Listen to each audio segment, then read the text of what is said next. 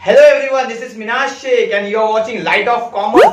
ये हमारा regular lecture series का 5वां वीडियो है जिसके अंदर मैं फाइनल अकाउंट का एक और नया प्रॉब्लम लेके आया हूं 3 नए एडजस्टमेंट के साथ। सबसे पहला एडजस्टमेंट बिल्स रिसीवेबल डिसऑनर, दूसरा adjustment goods taken bye a partner और तीसरा एडजस्टमेंट इन्वेस्टमेंट के इंटरेस्ट का, दैट इज हिडन एडजस्टमेंट। इसके अलावा भी 2 एडजस्टमेंट है प्रॉब्लम के अंदर, एक क्लोजिंग स्टॉक का, वो भी कुछ नया है, और डेप्रिसिएशन का जो हमने प्रीवियस प्रॉब्लम्स के अंदर भी सीखा है। मेरे प्रीवियस प्रॉब्लम्स के वीडियो आपको अगर देखना है तो आई बटन पर क्लिक कर दीजिए।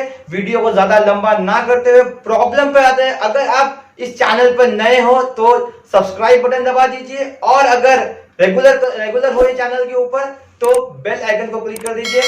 बढ़ते हैं प्रॉब्लम की तरफ। Shilpa and Zareen are partners sharing profits and losses in 2:3 ratio.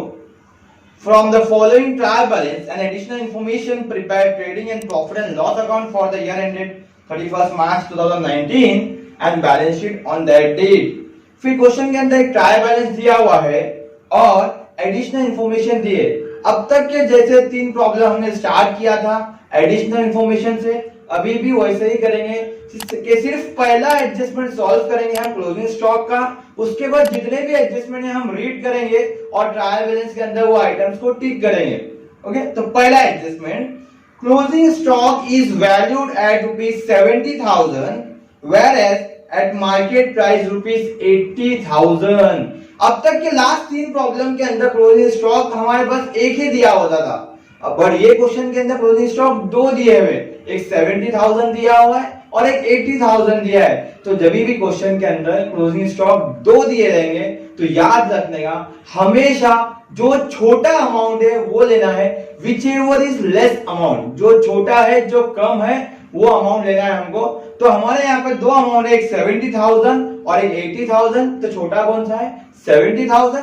तो 70,000 को हम सब्स्टिट्यूट करेंगे 2 जगह पर, सिर्फ फिलअप करना है हमें। हमने यहाँ पे फॉर्मेट बना के रखा है 70,000 और यहां पर 70,000। Is it clear? Next adjustment, provide depreciation on building at the rate 7.5%। Depreciation का एडजस्टमेंट है बिल्डिंग के ऊपर, तो बिल्डिंग को टिक कर लेंगे हम ट्रायल बैलेंस में ऊपर। नेक्स्ट है नया एडजस्टमेंट है bills receivable included dishonoured bill. याद रखना जब भी वर्ड डिसऑनर्ड बिल का आएगा और एडजस्टमेंट बिल्स रिसीवेबल पर है तो ये एडजस्टमेंट सिर्फ बिल्स रिसीवेबल पे नहीं है बल्कि डेटर्स पे भी है। याद रखना कि बिल्स रिसीवेबल में जब भी डिसऑनर का एडजस्टमेंट आएगा तो ये एडजस्टमेंट सिर्फ बिल्स रिसीवेबल पे नहीं है, डेटर्स पे भी है। अगर बिल्स रिसीवेबल पर डिसऑनर का एडजस्टमेंट आ रहा है तो सिर्फ बिल्स रिसीवेबल पे एडजस्टमेंट नहीं है बल्कि डेटर्स पे भी है। कैसे सॉल्व करना है जब हम एडजस्टमेंट करेंगे तब मैं बताऊंगा। तो आगे बढ़ते हैं, मतलब बिल्स रिसीवेबल को भी टिक कर लो और डेटर्स को भी टिक कर लो। Next, goods worth ₹1,000 taken by Shilpa for personal use was not entered in the books of account। जब भी गुड्स पे एडजस्टमेंट आएगा, जब भी गुड्स पे एडजस्टमेंट आएगा तो कोई भी आइटम को ट्रायल बैलेंस में से टिक नहीं करेंगे हम। गुड्स का जो भी एडजस्टमेंट है वो इंडिपेंडेंटली सॉल्व होता है, वो लास्ट में सॉल्व करेंगे। Is it clear? अब बढ़ते हैं ट्रायल बैलेंस की तरफ। ट्रायल बैलेंस के अंदर सबसे पहले दिया हुआ स्टॉक 1/4/2018। याद रखना ट्रायल बैलेंस के अंदर जो भी स्टॉक दिया रहेगा वो हमेशा ओपनिंग स्टॉक होगा। तो ओपनिंग स्टॉक कितना दिया हुआ है? 65,000। कोई चिंता का विषय नहीं है, सिर्फ हमें फिलअप करना है यहाँ पर। तो ओपनिंग स्टॉक 65,000 सिर्फ फिल कर लेंगे। Next one, bills receivable 28,000। हम सबको पता है अब तक के हर प्रॉब्लम में आया है बिल्स रिसीवेबल, तो बिल्स रिसीवेबल इज असेट। मैंने बताया हूं पिछले प्रॉब्लम्स के अंदर भी कि any amount receivable is asset. तो बिल्स रिसीवेबल क्या है? हमारा असेट है, तो हम असेट में लिख देंगे बिल्स रिसीवेबल। कितना अमाउंट दिया क्वेश्चन में? 28,000। इनर कॉलम में क्यों लिखिए? क्योंकि इस पे एडजस्टमेंट है। बढ़ते हैं नेक्स्ट वन। नेक्स्ट क्या दिया है? Wages and salaries. कल भी ऐसा एक आया था आइटम जिसके अंदर सैलरीज एंड वेजेस दिया हुआ था, मैंने तभी एक्सप्लेन एकदम क्लियरली कर दिया था कि अगर वेजेस एंड सैलरीज या सैलरीज एंड वेजेस कंबाइन आए, साथ में आए, तो जो पहला वर्ड रहेगा सिर्फ उसे देखना है हमें। तो वेजेस एंड सैलरीज के अंदर पहला वर्ड क्या है? वेजेस। और वेजेस कौन सा आइटम है? वेजेस ट्रेडिंग अकाउंट का आइटम है। तो ट्रेडिंग अकाउंट में आएंगे और लिखेंगे टू वेजेस एंड सैलरीज। कितना अमाउंट है? 9000। सीधा आउटर कॉलम में आ जाएगा 9000, क्योंकि इसके ऊपर एडजस्टमेंट नहीं है। Next one, sundry debtors 90,000। Sundry debtors क्या है? Any amount receivable is asset बोला था, तो debtors is a receivable. Debtors हमारे वो कस्टमर है जिनसे पैसा आने का बाकी है, बाकी है मतलब असेट है। तो असेट में आएंगे और लिख देंगे सन्ड्री डेटर्स। कितना अमाउंट दिया? 90,000। अगेन इनर कॉलम में, क्योंकि इस पे भी एडजस्टमेंट है, मैंने बताया था बिल्स रिसीवेबल का एडजस्टमेंट अगर डिटर्मिनर का होगा तो बिल्स रिसीवेबल पे होता है वो, और डेटर्स पे भी होता है। बढ़ते हैं आगे। Bad debts. बैड डेट्स के लिए कल के प्रॉब्लम के अंदर मैंने एक फॉर्मेट बनाया था। क्या फॉर्मेट था? To bad debts, add further bad debts, add new RDD, less old RDD. But ये फॉर्मेट के अंदर ये प्रॉब्लम के अंदर मैंने वो फॉर्मेट नहीं बनाया, क्योंकि ये क्वेश्चन के अंदर आरडीडी का एडजस्टमेंट मैंने नहीं लिया है इसके लिए। लेकिन एग्जाम में जब हम कोई भी प्रॉब्लम करेंगे तो वो फॉर्मेट हमेशा लिख के रखेंगे। फिलहाल ये प्रॉब्लम के अंदर वो एडजस्टमेंट नहीं है, इसलिए मैंने यहाँ फॉर्मेट नहीं बनाया। बैड डेट्स का अमाउंट दिया 3000, कोई भी एडजस्टमेंट नहीं है, सीधा आउटर कॉलम में आ जाएगा बैड डेट्स 3000। आगे परचेजेस। परचेजेस अगेन फिलअप करना है हमको। परचेज दिया हुआ हमारे क्वेश्चन में, फिलअप करते हैं 1,54,000। इनर कॉलम में क्यों लिख रहे? क्योंकि उस पर रिटर्न आने का बाकी है, तो रिटर्न क्वेश्चन में आएगा तो हम लिख देंगे। आगे मोटर कार। मोटर कार भी हमारे प्रीवियस प्रॉब्लम्स के अंदर आ चुका है कि मोटर कार जो है वो हमारी प्रॉपर्टी है, हमारा असेट है। तो मोटर कार को हम असेट में लिख देंगे। मोटर कार 68,000 सीधा आउटर कॉलम में लिख देंगे, क्योंकि इसके ऊपर कोई एडजस्टमेंट नहीं है। आगे next machinery. Machinery is given 1,20,000। Machinery is also an asset. Machinery भी हमारा असेट है, तो इसको भी हम असेट में लिख देंगे। मशीनरी 1,20,000। Is it clear? बढ़ते आगे। ऑडिट फीस, एक नया आइटम आया है, fees. The word fees indicates expenditure के फीस है मतलब खर्चा है। तो खर्चे के लिए हमारे पास दो अकाउंट है, एक ट्रेडिंग अकाउंट और एक प्रॉफिट एंड लॉस अकाउंट। मैं पहले से बोलते आया हूं कि ट्रेडिंग अकाउंट के अंदर सिर्फ सिलेक्टेड आइटम आते हैं, बाकी जितने भी एक्सपेंडिचर है वो सब प्रॉफिट एंड लॉस अकाउंट के अंदर आएंगे। तो ये खर्चा, ये ऑडिट फीस का खर्चा भी प्रॉफिट एंड लॉस का आइटम है। हम जाते हैं प्रॉफिट एंड लॉस के अंदर लिख देंगे टू ऑडिट फीस, अमाउंट है 2000। Is it clear? Next one, sales return. Sales return मतलब होता है return inward, but sales return के टाइम में सोचना ही नहीं है रिटर्न इनवर्ड है क्या आउटवर्ड है। सेल्स रिटर्न है, सेल्स के नीचे लिख दो। सेल्स के नीचे रिटर्न दिया हुआ कितना अमाउंट है? 5000। सीधा फिलअप करना है हमें, कोई टेंशन नहीं है। बढ़ते आगे। डिस्काउंट। डिस्काउंट भी एक नया कंसेप्ट आया है। Discount is an expenditure. Discount एक खर्चा है। डिस्काउंट को बहुत जन लॉस भी ट्रीटमेंट देते हैं, कोई बात नहीं, याद रखो लॉस है या एक्सपेंसेस है, आएगा प्रॉफिट एंड लॉस के अंदर ही। डिस्काउंट कभी डेबिट साइड में आता है क्वेश्चन के अंदर, और आप क्रेडिट में देखोगे तो डिस्काउंट क्रेडिट साइड भी है।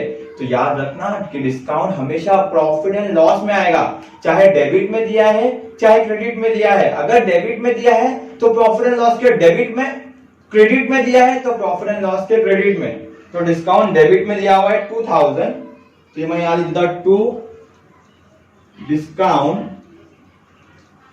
2000, और एक क्रेडिट का आइटम ले देता हूं, डिस्काउंट लास्ट में दिया हुआ है, उसको भी मैं यहां लिख देता हूं बाय डिस्काउंट 2000।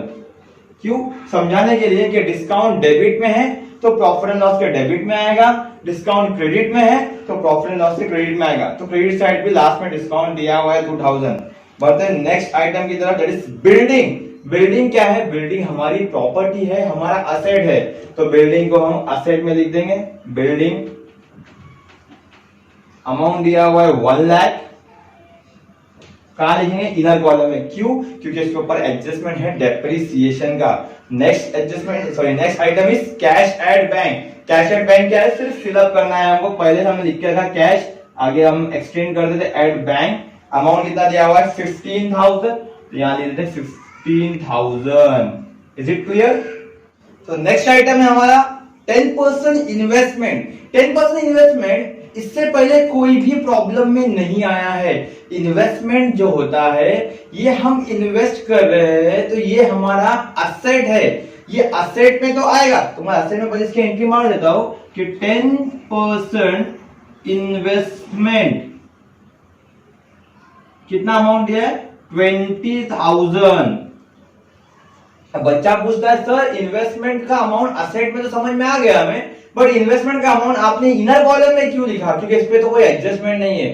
तो याद रखना, फाइनल अकाउंट के अंदर कोई भी आइटम के साथ में अगर परसेंटेज दिया हुआ है तो समझना इसके ऊपर एडजस्टमेंट है। It is hidden adjustment. Is it clear? हम बाद में इसको सॉल्व करेंगे। बढ़ते आगे। Advertisement. Advertisement again an expenditure. इससे पहले भी एडवर्टीजमेंट आया है, प्रॉफिट एंड लॉस में डाले थे हमने, अभी भी डाल देते प्रॉफिट एंड लॉस में। टू एडवर्टीजमेंट कितना अमाउंट है? 5,000। Next is royalties. रॉयल्टीज भी प्रीवियस टर्म्स में आया है कि रॉयल्टीज कहां आता है, तो royalties is a trading account का आइटम। तो ट्रेडिंग अकाउंट में डाल देते हम टू रॉयल्टीज, कितना? 3,000। अब ये डेबिट साइड के सारे आइटम खत्म हो गए। बढ़ते हैं क्रेडिट साइड। क्रेडिट साइड के अंदर सबसे पहला दिया है जनरल रिजर्व। अब रिजर्व भी इससे पहले नहीं आया था सम के अंदर, तो याद रखो कोई भी reserve except reserve for doubtful डेब्ट, कोई भी reserve except reserve for doubtful डेब्ट, दैट इज ओल्ड आरडीडी, इसके सिवा कोई भी रिजर्व आता है तो हर रिजर्व हमारा लायबिलिटी है। कोई भी रिजर्व आएगा तो हर रिजर्व हमारा लायबिलिटी है। तो रिजर्व फॉर डाउटफुल डेब्ट के अलावा कोई भी रिजर्व आया तो वो लायबिलिटी है। यहां पर जनरल रिजर्व को लिख देंगे हम लायबिलिटी के अंदर। जनरल रिजर्व कितना दिया हुआ amount? 15,000। Is it clear? Next one capital. Again capital आया। कैपिटल हर सम के अंदर आता है। मैं हमेशा एक ही बात बोलता हूं कि कैपिटल लिखने की हमारे पास दो जगह है, एक पार्टनर्स कैपिटल अकाउंट और एक कैपिटल। यहां पर हमेशा क्वेश्चन का कैपिटल आएगा और यहां पर हमेशा ये बैलेंस आएगा। तो जो भी कैपिटल क्वेश्चन में दिया हुआ है वो यहां लिख देंगे 1,60,000 और 1,20,000। पार्टनर्स के नाम यहां नहीं लिखा मैंने, शिल्पा, जरीन, यहां भी शिल्पा और जरीन। Is it clear? चलो नेक्स्ट आगे बढ़ते हैं। क्रेडिटर्स। क्रेडिटर्स तो फिलअप है, आप सभी को मालूम है कि क्रेडिटर्स लायबिलिटी है, फिलअप करना है हमें सिर्फ। तो क्रेडिटर्स का अमाउंट यहां लिख देंगे 92,000। Next one is bills payable. Any amount receivable is asset, any amount receivable asset, same any amount payable is liability. तो बिल्स पेएबल कहां आएगा? लायबिलिटी में आएगा। बिल्स पेएबल कितना है? 10,000। बढ़ते हैं नेक्स्ट आइटम की तरफ। सेल्स। सेल्स अगेन फिलअप करना है सिर्फ। सेल्स यहां लिखे 2,85,000। 2,85,000 में 5,000 माइनस कर दो, 2,80,000। बढ़ते आगे। Next outstanding wages. Very important concept, outstanding wages. इससे पहले जितनी बार भी आउटस्टैंडिंग या प्रीपेड आया है वो एडजस्टमेंट के अंदर आया है। प्रीवियस दो प्रॉब्लम्स के अंदर आउटस्टैंडिंग मैंने लिया था और दोनों आउटस्टैंडिंग जो है वो एडजस्टमेंट के अंदर थे, जिसके दो दो इफेक्ट मारे थे। बट अब ये ट्रायल बैलेंस के अंदर है, तो ट्रायल बैलेंस के अंदर है तो कोई भी ट्रायल बैलेंस के आइटम का सिर्फ एक ही एंट्री होता है, दो एंट्री नहीं होते। मैंने हमेशा चिल्ला चिल्ला के बताया है कि आउटस्टैंडिंग ऐड, प्रीपेड लेस, कि आउटस्टैंडिंग को ऐड करना है और प्रीपेड को लेस करना है और अकॉर्डिंगली दूसरा इफेक्ट मारना है उसका। अगर लेफ्ट साइड में ऐड किया तो लेफ्ट साइड से लेस किया तो वो बताया मैंने जो भी है। लेकिन यहाँ पे ट्रायल बैलेंस के अंदर आया है आउटस्टैंडिंग, तो याद रखना ट्रायल बैलेंस के अंदर आया है तो सिर्फ एक एंट्री मारना है, और आउटस्टैंडिंग क्रेडिट साइड दिया हुआ है, आउटस्टैंडिंग क्रेडिट साइड दिया हुआ है, तो लायबिलिटी जो है वो क्रेडिट साइड है हमारी, तो आउटस्टैंडिंग वेजेस भी लायबिलिटी में आएगा। इन शॉर्ट बोलने का मतलब ये है कि ट्रायल बैलेंस के अंदर कोई भी आउटस्टैंडिंग आता है और वो क्रेडिट साइड है तो वो लायबिलिटी है, अगर वो क्रेडिट साइड है तो लायबिलिटी है। बढ़ते हैं आगे, next one purchase return, last entry है परचेज रिटर्न। परचेज रिटर्न को हम परचेज के नीचे लिख देंगे लेस 4000 कर देंगे, 1,54,000 माइनस 4 दैट इज 1,50,000 डिस्काउंट हो गया। अब बढ़ते हैं एडजस्टमेंट की तरफ। एडजस्टमेंट की बात करेंगे तो पहला एडजस्टमेंट हम सॉल्व कर चुके हैं, दैट इज क्लोजिंग स्टॉक का adjustment. Second adjustment provide depreciation on building at the rate 7.5%। ये एडजस्टमेंट से हम बहुत ही फैमिलियर हो गए हैं कि भाई ये एडजस्टमेंट कैसा सॉल्व करना है। तो कुछ नहीं है, सिर्फ हमको असेट में से लेस करना है, less depreciation at the rate 7.5%। 1 lakh का 7.5% इज 7,500 माइनस कर देंगे 92,500। अगेन राइट में से लेस किया, राइट में से लेस किया, राइट में नहीं आएगा लेफ्ट में आएगा, तो लिख देंगे टू डेप्रिसिएशन ऑन बिल्डिंग। कितना अमाउंट दिया है 7,500, और ये प्रीवियस प्रॉब्लम्स के अंदर भी आ गया है डेप्रिसिएशन, तो आपको आता रहेगा अच्छे से करने को।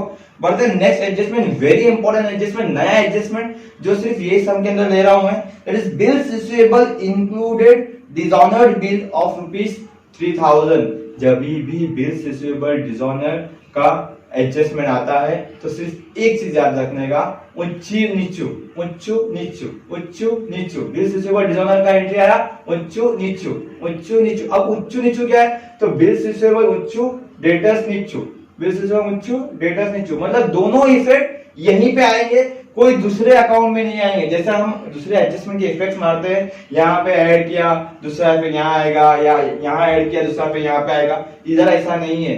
बिल्स रिसीवेबल डिसऑनर्ड है या बिल्स पेएबल डिसऑनर्ड है, एंट्री आएगी उच्चू नीचू। तो बिल्स रिसीवेबल डिसऑनर्ड है तो एंट्री कहां पे आएंगे, उच्चू आएंगे, डिसऑनर सन्डी डेटर्स के अंदर भी डिसऑनर। अब उच्चू नीचू तो एंट्री समझ में आ गया, अब कहां पे प्लस करेंगे कहां माइनस करेंगे ये बहुत बड़ी बात है। तो बिल्स रिसीवेबल डिसऑनर का मतलब समझो, तो एंट्री मार दोगे कि बिल्स रिसीवेबल डिसऑनर मतलब हमें कोई पैसा बिल्स रिसीवेबल से आने वाला था जो अब नहीं आएगा, डिसऑनर हो गया है बिल, बाउंस हो गया है बिल, तो बिल्स रिसीवेबल का पैसा नहीं आएगा, तो बिल्स रिसीवेबल से माइनस कर दो। कितना अमाउंट है, दैट इज 3,000, माइनस कर दिया 25,000 हो गया। अब इधर माइनस हो गया तो यहां प्लस कर दो 3,000, it is 93,000। Is it clear? Bills receivable dishonour आया ऊंचू नीचू, बिल्स रिसीवेबल से लेस और डेटर्स में ऐड। बढ़ते हैं नेक्स्ट एडजस्टमेंट की तरफ। Goods worth ₹1,000 taken by Shilpa. जैसे ही गुड्स की बात आएगी तो याद रखना गुड्स मतलब ट्रेडिंग अकाउंट, गुड्स मतलब ट्रेडिंग अकाउंट, गुड्स मतलब ट्रेडिंग अकाउंट, गुड्स मतलब ट्रेडिंग अकाउंट। तो गुड्स की एंट्री आएंगी तो ट्रेडिंग अकाउंट के अंदर एंट्री आएंगी, गुड्स की एंट्री आएंगी तो ट्रेडिंग अकाउंट की एंट्री आएंगी, गुड्स की एंट्री आएंगी तो ट्रेडिंग अकाउंट की एंट्री आएंगी। क्या एंट्री है, goods worth ₹1,000 taken by Shilpa. Shilpa एक पार्टनर है जिसने 1,000 का गुड्स लेकर गई, टेकन बाय लेकर गई, गुड्स आया तो डेबिट, गया तो क्रेडिट। आप सभी को पता है 11th स्टैंडर्ड आप सभी ने पढ़ा है कि रियल अकाउंट का रूल है कि debit what comes in and credit what goes out. तो गुड्स आता है तो डेबिट में डाल दे, अब गुड्स जा रहा है तो क्रेडिट में डालेंगे। तो goods taken by Shilpa credit में आ जाएगा, by goods taken by Shilpa. कितना दिया हुआ है 1,000। Is it clear? जैसे गुड्स की बात आएंगी तो याद रखना ट्रेडिंग अकाउंट की बात आ रही है, गुड्स मतलब ट्रेडिंग अकाउंट, गुड्स आ रहा है तो ट्रेडिंग अकाउंट डेबिट, गुड्स जा रहा है तो trading account credit. Is it clear? अब दूसरा इफेक्ट मारना है तो goods taken by Shilpa, goods Shilpa लेके जा रही है। Shilpa is a partner, partner business में से कुछ भी लेकर जा रहा है फॉर पर्सनल यूज तो इट इज ड्रॉइंग्स। तो सिर्फ हमको ड्रॉइंग्स के अंदर फिलअप करना है। शिल्पा के अंदर 1000, जरीन का तो कुछ नहीं है यहाँ पर, तो जरीन में कुछ भी नहीं आएगा। Is it clear? दूसरा इफेक्ट कि अगर गुड्स कोई भी पार्टनर लेके जा रहा है या कैश कोई पार्टनर लेके जा रहा है तो इट इज ड्रॉइंग्स, तो ड्रॉइंग्स में आके सिर्फ हमको फिलअप करना है। Is it clear? एक और एडजस्टमेंट है जो हिडन एडजस्टमेंट है, दैट इज इन्वेस्टमेंट का एडजस्टमेंट। 10% इन्वेस्टमेंट 20,000, तो 10% इन्वेस्टमेंट का मतलब क्या है कि ये इन्वेस्टमेंट के ऊपर 10% का इंटरेस्ट मिलेगा मेरे को। ये इन्वेस्टमेंट के ऊपर 10% का इंटरेस्ट मिलेगा। और इंटरेस्ट के बारे में याद रखना, इंटरेस्ट ऑलवेज ऐड करेंगे, इंटरेस्ट हमेशा ऐड करेंगे, किसी भी चीज का हो इंटरेस्ट, चाहे कोई लायबिलिटी में लोन का इंटरेस्ट हो, चाहे एसेट के अंदर इन्वेस्टमेंट का इंटरेस्ट हो, चाहे डिबेंचर का इंटरेस्ट हो, कोई भी इंटरेस्ट हो, इंटरेस्ट हमेशा ऐड होगा। तो इन्वेस्टमेंट में हम 10% ऐड कर देंगे, ऐड इंटरेस्ट ऑन इन्वेस्टमेंट। कितना? 20,000 का 10% इज 2,000, आउटर कॉलम आ जाएगा 22,000। इज इट क्लियर कि इन्वेस्टमेंट के ऊपर 10% का इंटरेस्ट निकालना है। तुम बोले सर हमें कैसे मालूम पड़ेगा कि भाई ये इंटरेस्ट का एडजस्टमेंट है? तो मैंने पहले ही बोल दिया था कि अगर किसी भी आइटम के साथ में कोई भी परसेंटेज दिया हुआ है तो याद रखना उस पर एडजस्टमेंट है और सिर्फ इंटरेस्ट का ही एडजस्टमेंट है। परसेंटेज दिया है तो एडजस्टमेंट है, और किसका एडजस्टमेंट है? इंटरेस्ट का एडजस्टमेंट है, और इंटरेस्ट हमेशा ऐड करेंगे। अब ये हो गया एक इफेक्ट, राइट में ऐड किया, राइट में ऐड किया। दूसरा इफेक्ट भी राइट में आएगा, प्रॉफिट एंड लॉस के राइट साइड में, बाय इंटरेस्ट ऑन इन्वेस्टमेंट। कितना अमाउंट है? 2,000। ये दूसरा इफेक्ट भी हमने मार दिया। यहां पर हमारे एडजस्टमेंट सारे कंप्लीट हो गए। अब टैली की बारी है। टैली करते वक्त सबसे पहले हमें ट्रेडिंग अकाउंट टैली करना है। तो ट्रेडिंग अकाउंट के अंदर हमें देखना है कि कौन सा साइड हेवियर है। यहाँ पे 2,80,000 प्लस 7 इज 3,51,000, और यहाँ पर 65 150 इज 215 2,27,000। तो again credit side is heavier, 3,51,000 और 3,51,000 सेम लिखेंगे हम। अब ये 3,51,000 में से ये 2,27,000 को माइनस कर देंगे तो अमाउंट बचेगा 1,24,000। This is gross profit credit down, और यही ग्रॉस प्रॉफिट हमारा प्रॉफिट एंड लॉस में जाता है, और लिखते हैं by gross profit brought down, that is 1,24,000। फिर प्रॉफिट एंड लॉस को क्लोज करेंगे हम। प्रॉफिट एंड लॉस के अंदर 1,24,000 प्लस 2 दैट इज 1,28,000, और यहाँ पर 19,500। तो again credit side is heavier, तो जो ज्यादा है वो लिख देंगे 1,28,000। सेम यहाँ भी वही लिखेंगे 1,28,000। अब ये 1,28,000 में से 19,500 को माइनस करेंगे हम, तो अमाउंट बचेगा 1,08,500। इसको लिखेंगे to net profit credit down, और इसको डिस्ट्रीब्यूट कर देंगे शिल्पा और जरीन में। अब शिल्पा और जरीन में डिस्ट्रीब्यूट तो करेंगे, रेशो क्वेश्चन के ऊपर ही दिया था कि 3:2 का रेशो दिया था। तो 1,08,500 को 3:2 में डिस्ट्रीब्यूट कर देंगे। कैसा डिस्ट्रीब्यूट करेंगे मैं यहाँ करके दिखाता हूँ। 1,08,500 into 3, 1,08,500 into 2, 3:2 में है, अपॉन 3:2, 3 और 2 का टोटल कितना होता है? 5, तो लिखेंगे 5। Is it clear? 5 1 जा, 5 2 जा, 5 1 जा, 5 7 जा, 0 0। सेम इधर आ जाएगा 21700, 21700 into 3 and 21700 into 2, तो आंसर आ जाएगा 65,100 और 43,400.